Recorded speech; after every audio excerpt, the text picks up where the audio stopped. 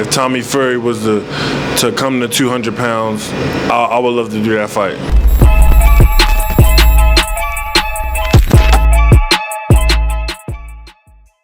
This is Jonathan Nagy, your fifth Pro Boxing fans, joined by Hasim Rahman Jr. here at DLX Boxing in Las Vegas. Hasim Rahman, pro boxer and now interviewer. Yeah. Tell us a bit about that.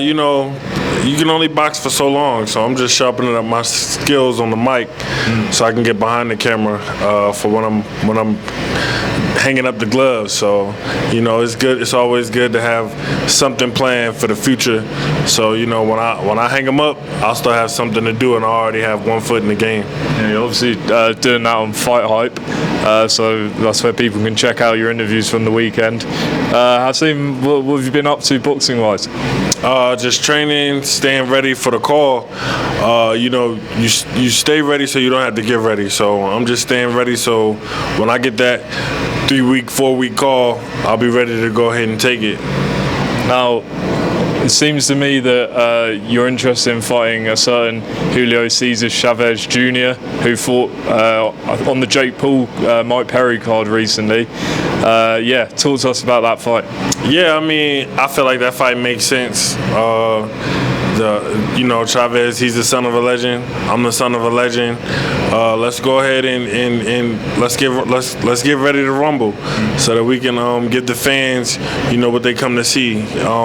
He'll be a guy that's coming up in weight, to the cruiserweight division. He's already competed at. I've already proven that I can come close to the cruiserweight mark, but I haven't actually hit it yet. So it would be good to hit that mark and share the ring with a fellow son of the legend, which I've already done before in fighting Tommy Morrison's son, Kenzie Morrison. So these sons of a legend fights, they seem to be floating my way. So I would love to do it again. So what did you think of his last fight against Uriah Hall? I think Chavez has a hell of a heart, but I see a lot in his game that I can exploit. And I feel like it would be a good fight for the fans because, he loves to come forward, and I love to box, but I also come forward a little bit. It all depends on, the style of the fights, how I base my style. People haven't really been able to get a tap on me yet, and I feel like Chavez Jr. versus Rahman Jr. would give the fans exactly what they want to see. And then, obviously we all know about the Jake Paul fight that never happened, but there's been a lot of talk that Chavez might fight Jake Paul. So do you feel like the winner of you against Chavez deserves that Jake Paul fight? I feel like I don't know. I don't really feel like Jake Paul is on that level yet. But if they want to make that fight, they could make that fight. I feel like Jake Paul still has a lot to prove. He's yet to defeat a decent boxer. I think that when he did fight a decent boxer in Tommy Fury, he fell short. So, much respect and much props to him because he's come a long way in a short amount of time. But I don't think he's at that level where he could be in the ring with me or Chavez Jr. for that long of a period of time. I think it would be a short night with either one of us. On Tommy Fury, we haven't seen him out since that KSI fight. Is that someone you'd be interested in fighting? If the weight was right, absolutely. I love to fight Fury. That's another person who has championship lineage in his bloodline. His older brother Tyson Fury is one of the best heavyweight champions we've seen in many years. So Fury versus Rahman Jr. that makes a great storyline as well. So I think that if Tommy Fury was to come to 200 pounds, I would love to do that fight. Do you have any goals of fighting any other guys apart from these lot? Whoever comes my way. I haven't turned down any fights. I'm not a fighter who these promoters have trouble with making a fight with.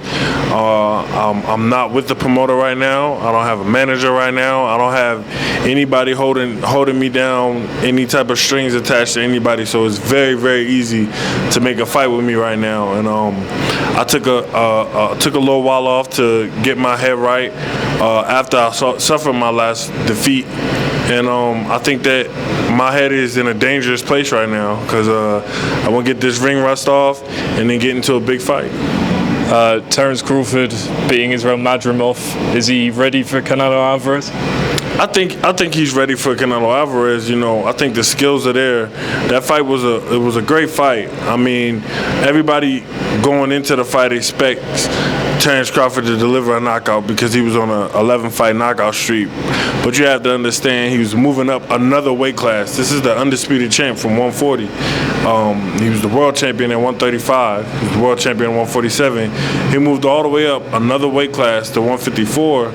And I think that the way that his shots had an effect on his opponent, as well as his opponent's shots had an effect on him, it plays a big difference. I thought Terence Crawford put on a beautiful boxing display. I don't think it's as close as a lot of people are saying it was. I thought Terence clearly won the fight, but Madrimov came in and definitely did way better than I expected him to do. He landed a lot of good, clean, straight shots, and I think that what throws people off with a disconnect is that you don't see Terence Crawford getting hit clean in a lot of his fights, and you can't swim without getting wet.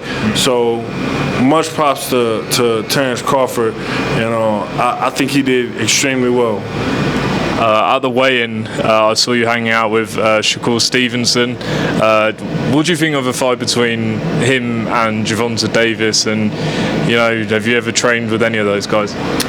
I've trained with Gervonta. I've never actually trained with Shakur, but I've trained with Gervonta, and I think that's the biggest fight in boxing right now. Especially for the guys under 147. I definitely think it's the biggest fight under 147. Either that or any of these guys in the ring with Devin Haney. Devin Haney, Gervonta Davis, Shakur Stevenson. Those guys are the kings of everything under 147, and Floyd made those weight classes. Floyd Mayweather made those weight classes on fire, and they've been on fire ever since. I think you can throw Lomachenko in there, but he's already suffered a defeat to Devin Haney. So I feel like as far as Shakur and Tank goes, that will be a hell of a fight, and may the best man win. What was the most impressive thing about watching Tank up close? Because a lot of people say it's all about his power, but do you think his boxing is underrated? His boxing is severely underrated. Tank can definitely box. He may be able to box better than he can bang, which would be a shock to a lot of people. But I've seen Tank go, and this is before he was fighting 10-round fights. He's going 12, 13, 14 rounds in the gym. So and those are 4-minute rounds. So I believe that Tank's boxing ability is extremely underrated. He definitely can box, and he can box with the best in the world. And just moving on to Adrian Dubois, how do you think that fight's going to play out? It's going to be a good fight. I think it's going to be a good fight for as long as it lasts. In the beginning, it could come down to who catches who first. But I think Dubois is on a hell of a tear right now. And AJ has to come with that hunger that he came with earlier in his career when he was fighting the Klitschko. I think that if he comes with that type of hunger and mixed in with the boxing IQ that he showed when he fought Andy Ruiz in the rematch, I think that he can come out on top. His losses to Usyk were learning experiences, and I think he can capitalize on that. Hasim, thanks for your time. Good to see you again, and hopefully we'll see you and Chavez Jr. in the ring some point soon. Yes, sir. Thank you. I appreciate it.